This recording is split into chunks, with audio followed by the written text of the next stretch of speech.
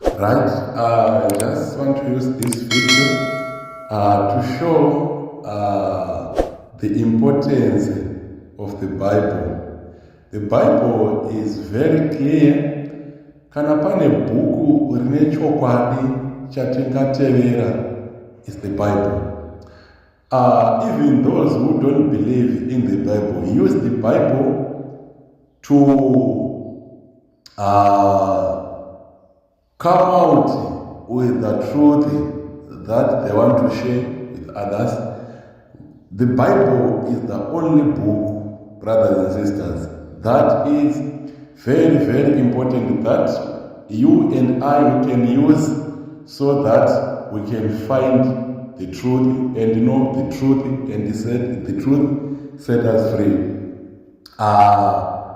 So let us listen to this short video so that tinoona kukosha kweBible. Chimwe chokwadi chiri muBible. Pama ancient times tine chimwe chokwadi chatinoona chiri muBible chakararamiwa nguva dzekare.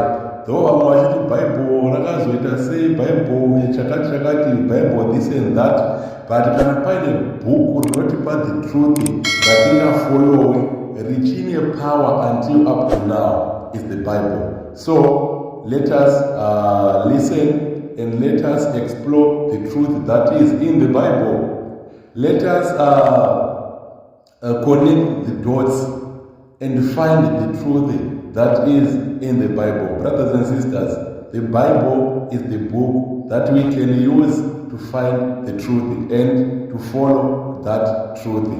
Mu Bible chete matona chokwadi chakakosha kudarika madiamonds anowina. We would choose the arbitrary 10 or 5 because of our 10 fingers and 5 fingers.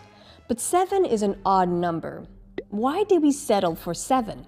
A very popular theory is that the number 7 was chosen due to its biblical sacredness. It's about a 7-day creation, that God took 6 days to create the world and rested on the 7th day. The number 7 represented completion and divine perfection, and is mentioned in other parts of the Bible. 7 priests shall bear 7 trumpets of ram's horns before the ark. On the 7th day, you shall march around the city 7 times, and the priests shall blow. But where did the Bible get this number 7 from? Some say that there are no inspirations, but I can't help but to think of a couple of ancient Mesopotamian texts written before the Bible and in the surrounding region. One is the Enuma Elish, an ancient Babylonian myth that talks about the creation of the world and that's recorded in 7 tablets. The other is the Epic of Gilgamesh, one of the oldest religious texts and literature, which talks about a deadly flood that lasted 7 days and a hero named Utnapishtim who sent out a dove 7 days later. There are many more references to the sacred number 7, such as the baking of the bread, and only the 7th was perfect, as well as the 7 sages. The ancient Mesopotamian clearly venerated the number 7. In fact, the Babylonian calendar is the earliest found calendar that contained a 7-day week. Their calendar had 12 lunar months, and they celebrated the 7th day from each new moon, as well as the 14th, the 21st, and the 28th. These days were considered holy, in which activities were prohibited, which is very similar to the Jewish Sabbath. The reason for this 7-day segment could have been to divide the lunar phases into 4 parts, creating an average of 7-day week. However, records show that the Babylonians were very keen on astronomy and had recognized 7 moving bright objects in the sky, which they named after their gods: Shamash, Sin, Nabu, Ishtar, Nergal, Marduk, and Ninib. These moving bodies that can be seen with the naked eye are what we know today as the Sun, Moon, Mercury, Venus, Mars, Jupiter, and Saturn. Today, we call these the classical planets, even though they're not all planets. The names of these Babylonian gods were also used to name the 7 days of the week. Fast forward 4,000 years and not much has changed. we still name our 7-day week after these gods. In Roman-derived languages such as French or Spanish, most of the days are named after the Roman equivalent of these gods. Let's take French. Lundi is named after Luna, mardi after the god Mars, mercredi after Mercury, jeudi after Jupiter, vendredi after Venus.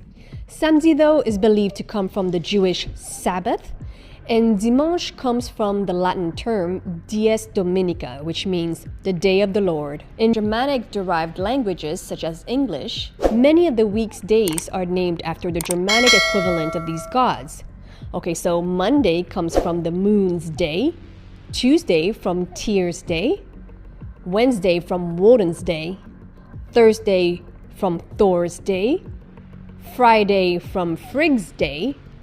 Saturday, for some reason, uses the Roman god Saturn, so Saturn's day, and Sunday from the sun's day.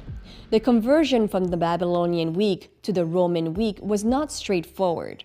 The Romans didn't have a 7-day week until the 4th century AD. Prior to that, they had an 8-day week.